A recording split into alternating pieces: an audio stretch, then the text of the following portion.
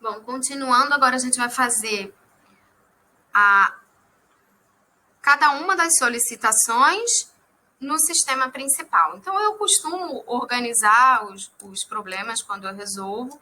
Eu sempre coloco efeitos sobre o sistema principal e vou fazendo cada uma das solicitações. Mais uma vez, eu vou dizer isso aqui, eu acho que vocês já devem ter ouvido eu dizer isso várias vezes.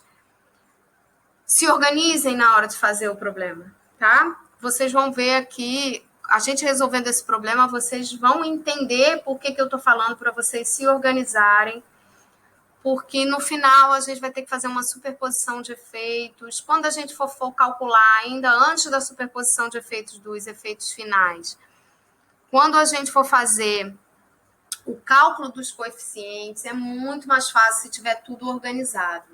Então, se organizem na hora de resolver o problema, façam ele de forma... Não precisa estar bonito, precisa estar organizado para vocês conseguirem entender e ser fácil de achar o que vocês precisam, tá? Então, aqui eu vou começar a fazer as equações de equilíbrio para resolver a solicitação externa. Então, vou calcular as reações de apoio e depois a gente vai fazer os diagramas. Bom, primeira coisa que eu quero colocar aqui, tá? Eu não vou fazer do mesmo jeito que está desenvolvido na apostila. Na apostila está feita as equações de equilíbrio. E aí, deixa eu ver quais são as equações que eu utilizei aqui. Eu acho que foi um somatório de momentos. Na apostila, eu fiz assim, somatório das forças na horizontal, somatório das forças na vertical, somatório de momentos em A, e aí eu fiz o momento fletor em B é igual a zero, o momento fletor em D é igual a zero e o momento fletor em F é igual a zero. Só que fica muito maior os cálculos da B mais trabalho, então aqui eu vou fazer de uma forma alternativa. Eu vou fazer exatamente o que eu disse a vocês ali. Eu vou tirar essa equação de somatório de momentos em torno de A igual a zero e vou utilizar o momento fletor em D entrando por E. Tá? Então, as equações que eu vou utilizar: somatório das forças na horizontal igual a zero, somatório das forças na vertical igual a zero, momento fletor em B entrando por A igual a zero, momento fletor em D entrando por ABC igual a zero, momento fletor em D entrando por F é igual a zero e o momento fletor em D entrando por E é igual a zero, tá? Então, essas são as equações que eu vou usar, as contas acabam ficando mais fáceis de fazer, por isso que eu estou fazendo assim, e também porque eu sempre dou prioridade a, se eu puder fazer alguma coisa no desenvolvimento, que eu faço com vocês em aula, um pouco diferente do que está no material, para vocês terem uma outra alternativa, eu prefiro fazer assim. Então, vamos começar. Eu vou escrever aqui o somatório das forças na direção horizontal é igual a zero. Então, na direção horizontal, eu só tenho HA, HE e HF. Então, eu vou escrever essa equação aqui, estão todas no mesmo sentido, eu arbitrei assim, HA mais HE mais HF é igual a zero. Tá? Então, eu tenho aí essa equação. Eu vou numerar essa equação, eu vou chamar essa equação de 1. E somatório das forças na vertical é igual a zero. Então, na vertical, eu tenho as reações VA, VE e VF, e eu tenho, em sentido oposto, a carga distribuída, uniformemente distribuída, né? Ela está distribuída num comprimento, o comprimento de distribuição dela é 12 mais 8 mais 8. Então, o comprimento de distribuição dela vai ser 28, né? Então, eu vou colocar aqui VA. Estou colocando o índice zero, né? Nessas reações todas, exatamente porque eu estou na solicitação externa, que a gente sempre utiliza o índice zero. Muitas pessoas chamam a solicitação externa de estado zero também. Então, VA mais VE mais VF vai ser igual a 10 vezes 28, né? A taxa de carregamento uniformemente distribuído vezes o comprimento de distribuição. Isso dá 280 kN, eu vou chamar essa equação de 2. E aí eu vou começar a fazer essas equações de equilíbrio interno que eu disse a vocês. Vocês estão vendo que eu tracejei, né, a estrutura já, eu escolhi esse tracejado, repetindo já o que eu falei no exemplo isostático. O tracejado que eu utilizar aqui, eu tenho que utilizar o mesmo tracejado em todas as outras solicitações. Exatamente porque eu vou combinar os diagramas, então eu preciso ter a mesma referência de positivo e negativo no momento, né? Bom, então, eu vou começar aqui. Eu vou fazer o momento fletor em B. Eu vou colocar assim, por A. Aí vocês já sabem que é entrando por A, para não escrever isso tudo. O momento fletor na rótula em B é igual a 0. Isso vai implicar... Aí eu vou fazer o seguinte, eu vou virar o meu papel aqui para eu avaliar qual é o efeito aqui de HA nessa barra. Aí eu vejo que eu estou entrando aqui pela esquerda e HA, né, o braço de alavanca está aqui, está tendendo a gerar um momento que está tracionando as fibras externas. Então, é um momento fletor negativo. Então, vou botar menos HA vezes 6, que é esse comprimento aqui, vai ser igual a 0, porque não tem mais nenhum outro carregamento. Então, daqui eu já tiro que o HA na solicitação externa, no sistema principal, é nulo. Vou circular isso aqui exatamente para quê? Para ficar mais fácil de eu achar quando eu for fazer a superposição dos efeitos lá no final. Então, eu vou destacar. Momento fletor. Agora eu vou fazer o momento fletor, como eu disse, em D é igual a 0, vou entrar por A, quer dizer, vou parar nessa rótulazinha aqui. Em D, por A também, é igual a 0. Então, estou entrando por A aqui, estou entrando pela esquerda também. Estou entrando pela esquerda, eu vejo que esse HA, né, ele vai fazer esse momento assim, ele está tracionando as fibras superiores aqui, né, que está fazendo um momento que estaria no sentido anti-horário, entrando pela esquerda, está tracionando a parte superior da barra, então continua sendo negativo, menos HA. Esse braço de alavanca aqui é 6 também, né? Então, menos HA vezes 6. Estou botando o HA, tá? Vou explicar por que eu estou fazendo isso. Eu sei que o HA é igual a 0, mas eu estou escrevendo a equação toda porque eu vou aproveitar essa equação depois quando eu for para o x1 é igual a 1, quando eu for para o x2 é igual a 1. Eu vou usar as mesmas equações só pensando na diferença do carregamento. Então, já é bom que fique tudo organizadinho porque facilita o que vem depois, tá? Organizar tudo, fazer tudo bem explicadinho, porque aí você já pode utilizar no resto do seu desenvolvimento. Aí vamos ver o VA.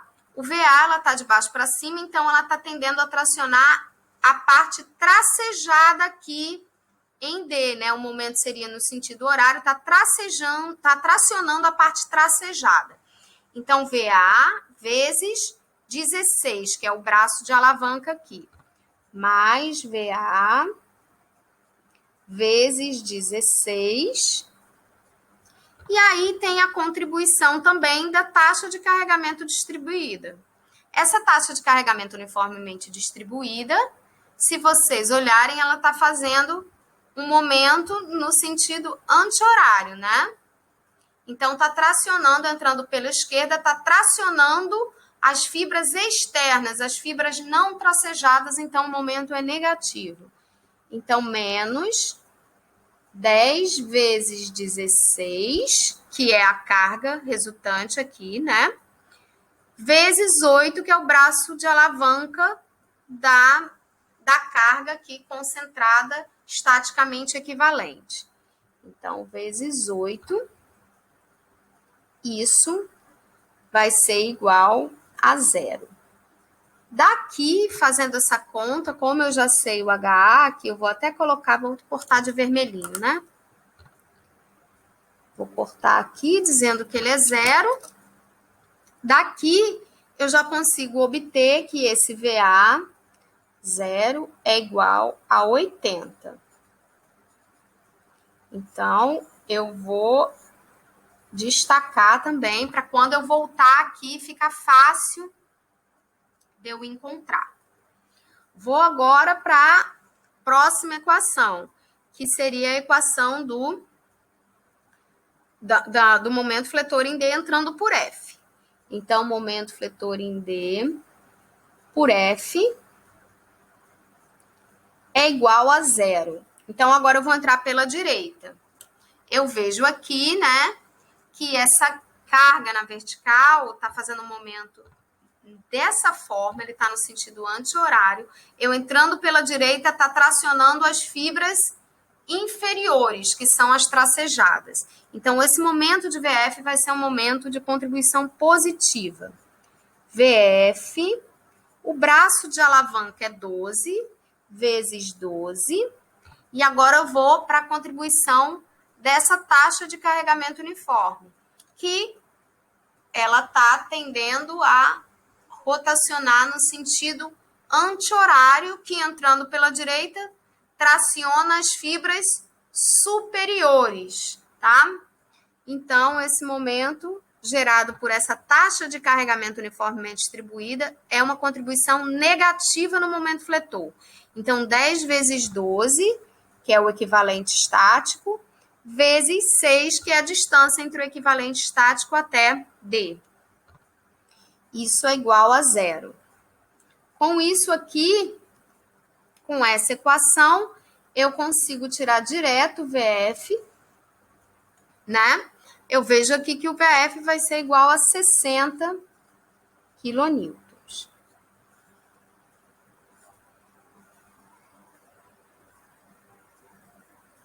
Antes de aplicar a equação 2, eu vou primeiro fazer o momento fletor em D entrando por E agora, tá?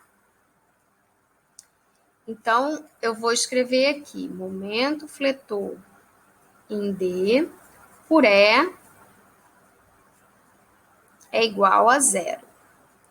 Aqui, eu vou retomar essa observação quando eu estiver fazendo o X1, o X2 é igual a 1 e o X3 é igual a 1, tá? O que vai acontecer? Eu vou escrever uma expressão desse momento fletor em D igual a 0, tá? Que eu vou escrever, a princípio, por aqui, por essa barra DE mesmo. Só que, quando eu for fazer o X2, eu vou equilibrar nessa rótula aqui, tá? E quando eu for fazer o X3 igual a 1, eu vou equilibrar nesta rótula aqui, que é a rótula do X3. Quando eu for equilibrar na rótula do X3, vocês vão ver que vai mudar o sinal da contribuição do momento fletor em HE aqui, tá? Quando chegar mais lá para frente, eu vou retomar isso, aí eu explico. Então, aqui, eu vou colocar ela aqui na horizontal. Como o momento aqui é igual a 0, o momento é igual a 0, esse momento que vem por aqui, ele é igual a 0, tá? Então, o momento fletorinho é igual a 0, esse HE, né? Eu estou entrando aqui pela direita, esse HE está fazendo um momento assim, que seria no sentido anti-horário, está tracionando a parte tracejada. Então, essa contribuição ela é positiva. O braço de alavanca é 6 metros. Então, HE vezes 6 vai ser igual a 0, que eu não tenho mais nenhuma contribuição aí no momento fletor. Isso implica que HE é igual a 0. Então, agora sim, eu vou aplicar essas equações aqui. Então, de 1, eu tenho que o HF vai ser igual a menos HA menos HE, que nesse caso vai ser 0 também. Então, o valor aqui de HF é 0 também. E da 2, essa 2 vai dizer que esse V, qual que está faltando? VE, né? VE vai ser igual a 280 menos VA menos VF. Isso aqui vai dar um VE igual a 140 quilonewtons. Então, eu fiz esse equilíbrio. Quando eu for fazer os outros equilíbrios das outras solicitações, repetindo aqui, eu vou utilizar exatamente as mesmas equações. Agora, como eu faço sempre, né, quando eu estou analisando um pórtico de barra inclinada, sempre que eu vou resolver com vocês, eu faço uma análise prévia dessas barras inclinadas, tendo sempre a esperança de convencer vocês que vocês sabem fazer isso até melhor que eu, né? Porque tá mais fresco para vocês o negócio aí de física, de decomposição de forças, enfim. Então, vamos olhar para essas barras inclinadas. Eu vou começar pela barra BC, que é essa barra aqui. Eu vou entrar pela esquerda para essa barra BC, porque eu entrando pela esquerda, né, eu tenho menos contribuição do que entrando pela direita. Então, eu vou fazer o quê? Vou primeiro avaliar em B quanto vale a força cortante.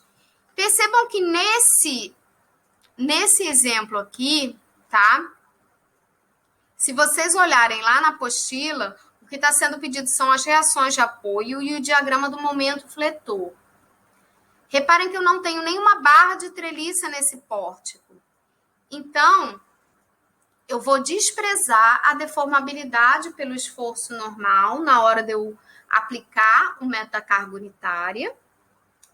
E como eu não estou querendo uma incógnita para mim, o diagrama da normal, e ela não vai influenciar, ela não vai me ajudar, ela não vai me auxiliar a traçar o diagrama de momento fletor, nem a usar a tabela de integração, eu não vou fazer o diagrama da força normal, eu vou fazer o diagrama só da força cortante e do momento fletor.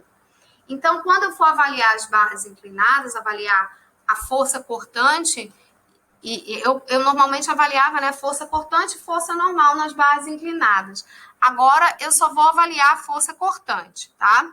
Então, eu vou fazer análise daquela forma que a gente está acostumado a fazer. Vou colocar a barra inclinada aqui.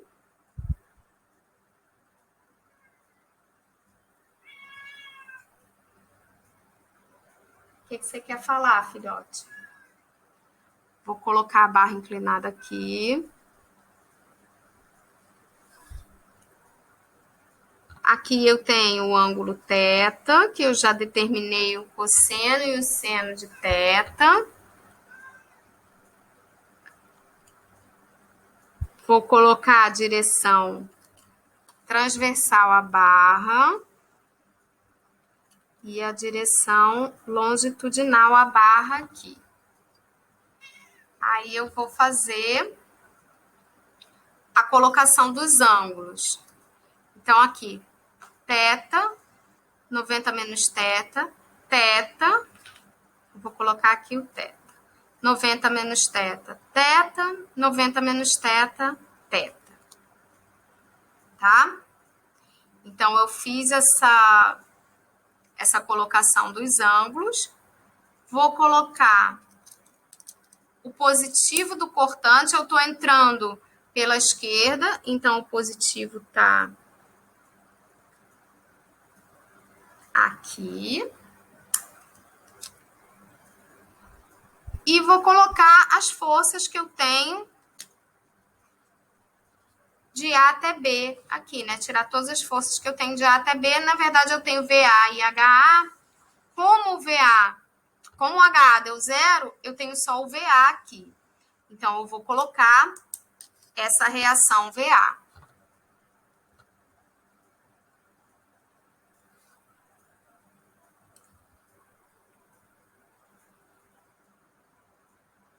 De 80 quilonewtons. Então, é com ela que eu vou trabalhar para fazer essa decomposição e descobrir quem é esse cortante aí. Então, eu vou chamar de cortante em B na barra BC. Né? Se eu fizer a análise da contribuição aí dessa carga de 80, então a carga está assim. Na hora que eu projeto ela na direção transversal, a contribuição é uma contribuição positiva no cortante. E quando eu for fazer a projeção na direção, para eu projetar nessa direção transversal, eu observo que entre a força e a direção que eu estou projetando, existe o ângulo θ. Então, esse ângulo é um ângulo adjacente. Eu vou multiplicar, então, pelo cosseno do θ. Esse valor aqui, deixa eu buscar quanto é que deu esse valor.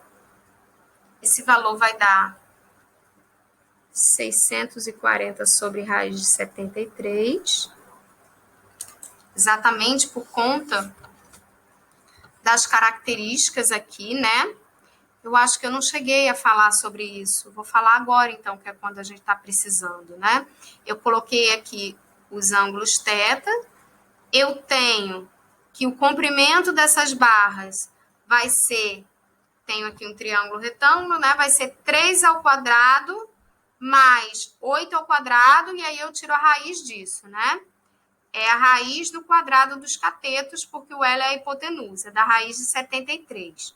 Aí o cosseno do ângulo vai ser 8 sobre raiz de 73. E o seno vai ser 3 sobre raiz de 73. Tá? Então, são esses valores de seno e cosseno que eu estou utilizando aqui. Então, isso aqui vai ser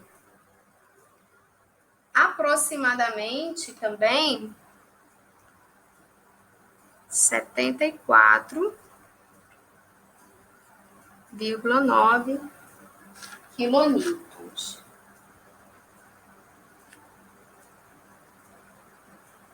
Bom, eu já fiz aqui para essa barra BC, eu já fiz no nó B. Agora eu vou fazer quanto equivale a força cortante lá em C. Então, esse é o nó B. Agora eu vou para o nó C.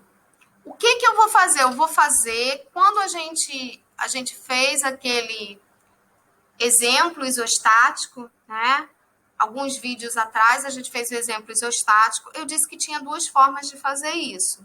Uma das formas era pensar na decomposição dessa taxa de carregamento que não está perpendicular à barra, e a outra forma é eu pensar entre B e C, qual foi a contribuição que eu tive a mais na carga, e fazer a decomposição dessa contribuição e somar ao cortante aqui em B, e é isso que eu vou fazer, tá? Então, eu vou contribuição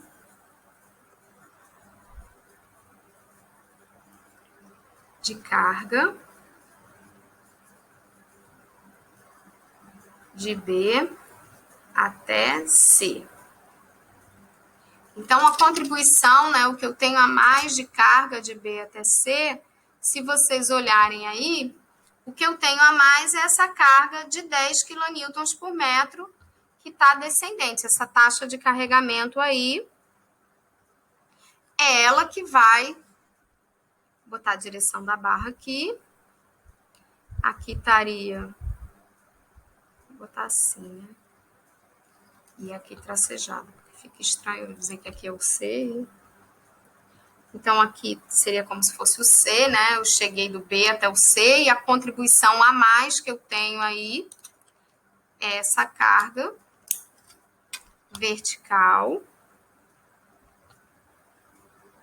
descendente de 10 vezes 8, que é igual a 80 quilonewtons, né? Dessa taxa de carregamento aqui, o comprimento de distribuição é 8, o valor da taxa de carregamento é igual a 10, então fica aí 80 quilonewtons descendente. Vou botar aqui a direção transversal da barra.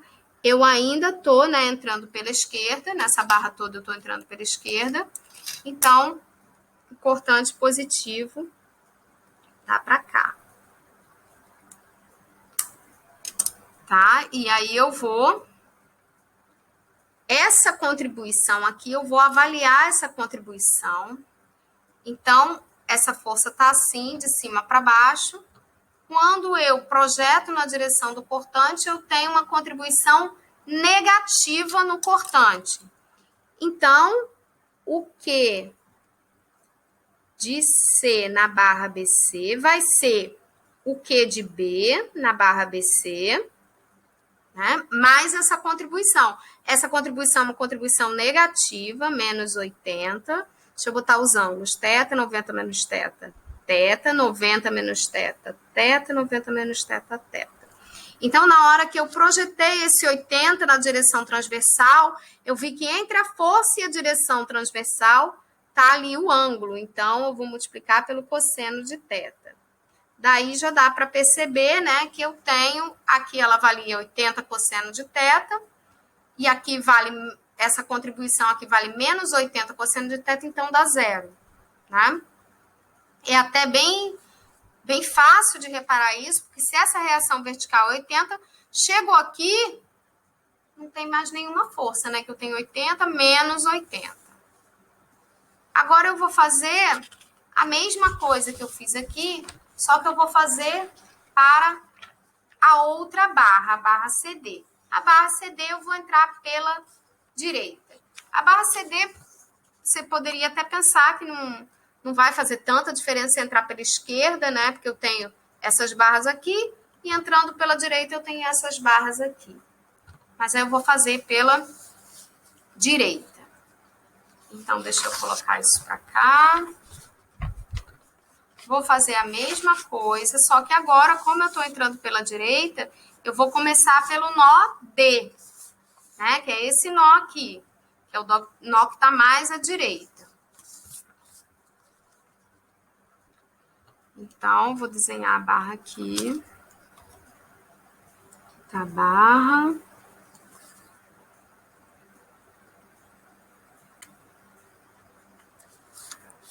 Vertical, horizontal e a direção transversal. Como agora eu estou entrando pela direita, né? Esse tracejado, deixa eu até colocar o tracejado, né? Que eu não coloquei. Esse tracejado tá aqui abaixo da barra. E aqui também ele tá abaixo da barra. Como agora eu tô entrando pela direita, né? A barra tá aqui, eu tô entrando pela direita, então essa contribuição positiva do cortante vai estar assim, descendo, né? Ao invés de estar de baixo para cima, está de cima para baixo em relação à barra. Aqui é o nó D. Aqui está o teta, 90 menos teta. Teta, 90 menos teta. Teta, 90 menos teta, teta. Tá? Então, eu vou colocar agora as contribuições que eu tenho nessa... Entrando, né? Entrando por aqui e por aqui. Chegando até o nó D na barra CD. Então, eu tenho que pegar todo mundo dessa barra e todo mundo dessa. tá? Então, eu tenho aí o H é igual a zero, né? Eu tenho o VE. Esse VE, ele vale 140. Eu vou colocar aqui. 140 quilonewtons. Eu tenho o VF, que vai ser 60 quilonewtons.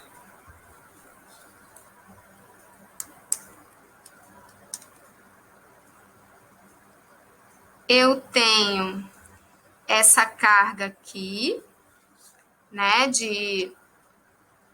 da carga uniformemente distribuída. Então, eu vou ter 10 vezes 12, vou ter 120 aqui. Então, de cima para baixo aqui, eu tenho 120 quilonewtons, né? Eu vou botar aqui igual a 10 vezes 12, né? Que é a taxa de distribuição aí de 10 vezes o comprimento de 12. E aí, agora eu vou fazer a projeção dessas forças aí. Então, aqui, tanto para o 60 quanto para o 140, né? Na hora que eu projetar nessa direção transversal, né? Eu vou fazer isso aqui, vai dar uma contribuição negativa para o cortante, né? Então, tanto para 60 quanto para 140, vocês podem, obviamente, somar isso aqui, né? Botar 200 aqui. Então, aqui, o cortante em D na barra CD vai ser igual a menos 60. Quando eu projeto essa força na direção transversal, eu vejo que o ângulo está entre a força e a direção que eu estou projetando. Então, cosseno. 140 a mesma coisa, né? Está na mesma direção aqui. 140, quando eu vou projetar, eu também vou multiplicar pelo cosseno. Esse 120 ali, na hora que eu fizer a projeção, a contribuição dele vai ser positiva. Então, mais 120. E quando eu projetar na direção transversal, eu vejo que entre a força e a direção que eu estou projetando, eu tenho um ângulo. Então, cosseno de θ também. Isso aqui, se eu fizer essa soma, né, vai dar menos 200 mais 120 vezes cosseno de θ. Então, vai dar menos 80 cosseno de θ, que em módulo é exatamente igual ao cortante que eu tinha lá em B, né? Só que com valor contrário. Então, aqui, menos 80 cosseno de θ vai dar menos 640 dividido por raiz de 73, que vai ser igual, né, aproximando aí, menos 74,9. Tá? E agora eu vou fazer a mesma coisa. Contribuição da carga de D até C. Contribuição da carga de D até C. Então, essa contribuição, tá? Eu vou medir também pelo que está acontecendo, o que tem de carregamento aqui entre essas duas seções, que é essa taxa de carregamento vertical de cima para baixo, né? Então, eu vou colocar aqui a direção da barra.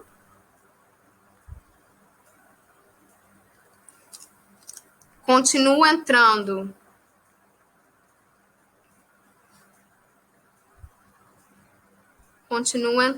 pela direita.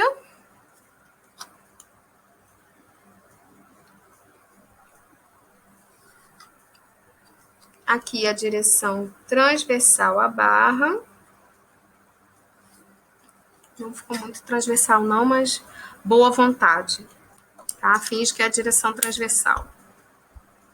Então, como eu continuo entrando pela direita, a contribuição do cortante é positiva nesse sentido. O ângulo θ está aqui, então θ 90 menos θ, θ 90 menos θ, θ 90 menos θ, θ.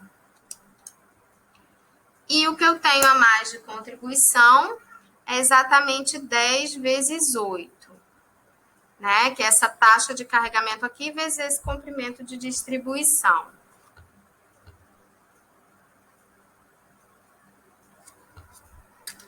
Então, aqui, 10 vezes 8, que vai ser igual a 80 quilonewtons.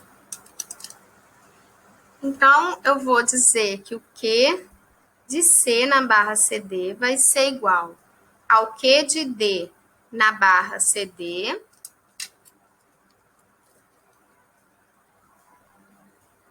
Aí, aqui eu vou ver qual é a contribuição que eu tenho, né? Então, essa carga aqui, que está de cima para baixo, na hora que eu projetar na direção... Deixa eu fazer assim, para ficar melhor. Na hora que eu projetar na direção transversal, vai dar uma contribuição positiva. Então, mais 80. E aqui, entre a força e a direção que eu estou projetando, existe o ângulo θ. Então, eu vou multiplicar pelo cosseno, esse ângulo é um ângulo adjacente, e na hora que eu fizer isso, eu percebo que aqui dá zero também, né? Porque eu tinha menos 80 cosseno de θ, mais 80 cosseno de θ. Bom, qual é a outra coisa que eu sei também? Quando eu avalio a solicitação externa, eu vejo que eu tenho uma taxa de carregamento uniformemente distribuída, né? Ela é uma taxa que não está perpendicular à barra, mas a gente já sabe que essa taxa, mesmo sem estar perpendicular à barra, ela sendo uniformemente distribuída, ela vai gerar na barra uma taxa de carregamento transversal também uniformemente distribuída. Então, eu vou colocar aqui nas barras BC e CD, o que eu tenho? Que o Q é linear, tá? Por quê? Porque dQ dx, que é igual a menos a taxa de carregamento transversal, né? Então, a derivada da força cortante é igual a menos a taxa de carregamento transversal, e essa taxa de carregamento transversal, ela é constante. Então, eu tenho, né, um cortante variando linearmente nessas duas barras aqui. Nessa aqui vai variar linearmente também, né? Mas a gente está tratando no momento das barras inclinadas.